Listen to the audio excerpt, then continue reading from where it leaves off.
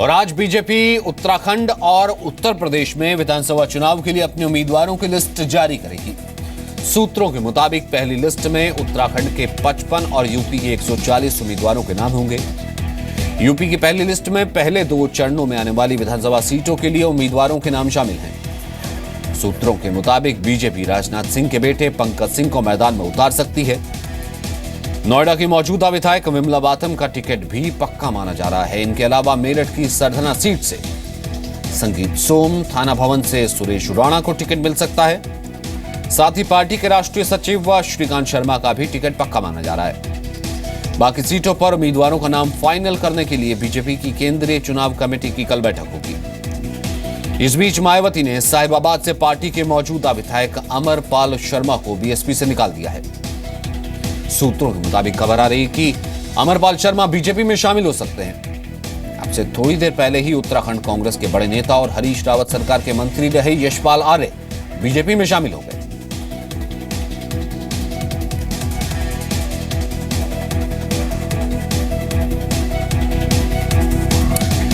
तो पहली लिस्ट, हालांकि कल देर शाम तक बैठक ये चलती रही थी, लेकिन लिस्ट नहीं आ पाई थी और आज कहा जा रहा है कि आज दोपहर तक ये लिस्ट आ जाएगी, जिसमें पहली लिस्ट में उत्तराखंड और उत्तर प्रदेश में जो बीजेपी के उम्मीदवार हैं उनका नाम होगा। कुछ नाम ऐसे हैं जो कि सर्टेन माने जा रहे हैं, जो कि हम लगातार आपको दिखा भी रहे हैं। रविंद्र कुमार हमारे साथ मौजूद है, जो कि इस पर नजर रखे हुए हैं। रविंद्र, इस वक्त क्या डेवलपमेंट है, कब तक आ सकती है लिस्ट और कौन से ऐसे प्रोमिनेंट नाम हैं जो और उभर कर सामने आ रहे हैं, कहा जा रहा है? देखिए, एक नाम तो है श्रीकांत शर्मा का है, जो बीजेपी के राष्ट्रीय सचिव भी हैं, मीडिया भी देखते हैं। उनका मथुरा चुनाव लड़ाए जाने की बात लगभग तय मानी जा रही है। इसके अलावा पंकज सिंह राजनाथ सिंह के बेटे हैं, उन्हें साहिबाबाद से चुनाव लड़ाने की बात हो रही है। इसी तरह संगीत सोम है, अभी विधायक हैं, सुरेश राणा है। ऐसे नाम हैं जो इस क्षेत्र के जो विधायक हैं उनका लगभग सभी विधायकों के टिकट भी लगभग तय माना जा रहा है। पहले 11 बजे बताया गया था, फिर 12 बजे, लेकिन ये कहा जा रहा है कि थोड़ी देर बाद ही 140 सीटों के नाम की घोषणा आज बीजेपी उत्तर प्रदेश के लिए करेगी और 55 से 60 के बीच में सीटों की घोषणा उत्तराखंड के लिए करेगी। सचिन, इसमें एक डेवलपमेंट हुआ। यशपाल आर्य हैं, कांग्रेस के उत्तराखंड के बड़े नेता हैं, पूर्व विधानसभा अध्यक्ष रहे हैं, पूर्व अध्यक्ष रहे हैं, पूर्व कैबिनेट मंत्री भी थे। वो छोड़कर आज बीजेपी ज्वाइन किए हैं और उनका टिकट भी लगभग तय माना जा रहा है। वो अपने बेटे के साथ ज्वाइन किए।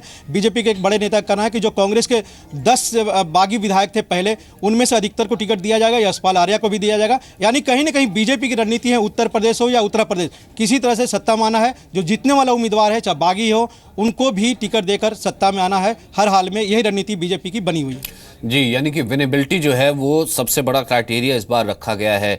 और ये भी कहा जा रहा था कि बीजेपी अध्यक्ष हैं, उन्होंने खुद संगठन मंत्री से मिलकर सब नाम खुद ब खुद तय किए हैं। और ये जो पहली लिस्ट है, ये कब तक हम एक्सपेक्ट कर सकते हैं? नंबर एक बार फिर से जानना चाहेंगे रविंद्र, कितने कैंडिडेट जो हैं जिनका नाम आज सामने आ जाएगा यूपी से? देखिए सचिन, पिछले 4 दिन से अमित शाह के घर पर कवायद चल रही है। सुबह से लेकर रात तक बैठक चल रही है, जिसमें राजनाथ सिंह हो और कलराज मिश्र के साथ साथ उत्तर प्रदेश उत्तराखंड के तमाम बड़े नेता, स्टेट के जो नेता हो, उनकी बैठकें चल रही थी। और बीजेपी की कोशिश है, अमित शाह की कोशिश है कि अधिकतर सीटों पर एक नाम लेकर सीईसी में आ जाए, केंद्रीय चुनाव समिति में, जिसमें प्रधानमंत्री नरेंद्र मोदी भी होते हैं। कल देर रात तक बैठक चली थी उत्तराखंड और उत्तर प्रदेश को लेकर। जो 55 सीटों पर जो हमें बताया जा रहा है, उत्तराखंड के लिए नाम तय किए गए हैं 70 में से, और 138 से 140 सीटों पर उत्तर प्रदेश के लिए नाम तय कर दिए गए हैं, जो 2 फेज के लिए। कल फिर केंद्रीय चुनाव समिति की 11 बजे से बैठक है और देर शाम तक चलेगी। अधिकतर सीटों पर कल नाम तय कर दिए जाएंगे, क्योंकि बीजेपी सारी तैयारी पहले से की हुई थी। स्टेट में इसके बाद चर्चा हुई, उसके बाद स्क्रीनिंग कमेटी की बैठक हुई। अमित शाह के घर पर लगातार 4-5 दिनों से बैठक चलती रही और एक नाम, अधिकतर कोशिश है एक नाम लेकर सीईसी में जाए, जहां पर उसे मोहर लगाई जाए। और जहां तक उत्तराखंड की अगर हम बात करें तो लगातार बड़े नेताओं का आना जारी है। इससे पहले भी जब पूरा क्राइसिस हुआ था, तब भी एक बड़ा चंक कांग्रेस से जो है बागी विधायकों का, उसने बीजेपी में ज्वाइन किया था।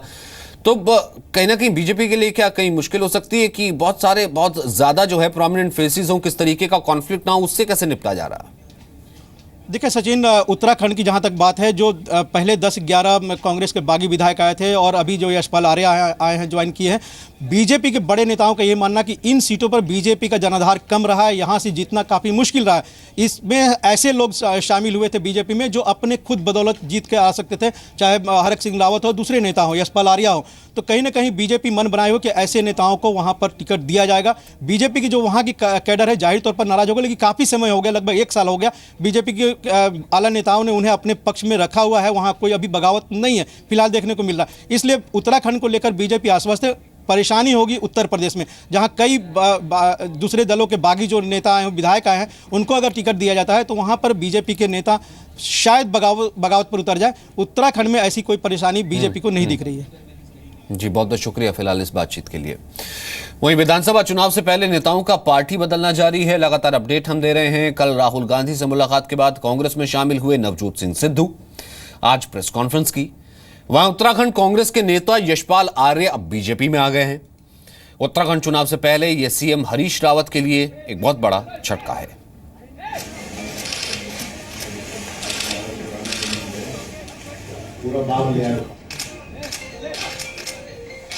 कि क्या ये सिद्धू का निजी युद्ध है? क्या ये निजी लड़ाई है? बिल्कुल नहीं, बिल्कुल नहीं। ये नवजोत सिंह सिद्धू की निजी लड़ाई नहीं है, ये पंजाब के अस्तित्व की लड़ाई है, पंजाब की गैरत की लड़ाई है, पंजाब के स्वाभिमान की लड़ाई है। और एक समरसता की जो उन्होंने बात कही है हमेशा, और उत्तराखंड को एक नई दिशा देने में उनका योगदान रहा है। और निश्चित रूप से हम चाहते हैं कि उत्तराखंड का विकास हो, चौमुखी विकास हो, समग्र विकास हो, और निश्चित रूप से भारतीय जनता पार्टी इसके लिए सक्षम है। मैं निश्चित रूप से प्रभावित हुआ हूं आज, इसलिए मैंने कांग्रेस से इस्तीफा देकर, त्याग पत्र देकर भारतीय जनता पार्टी की मैं सम्मिलित हुआ हूं।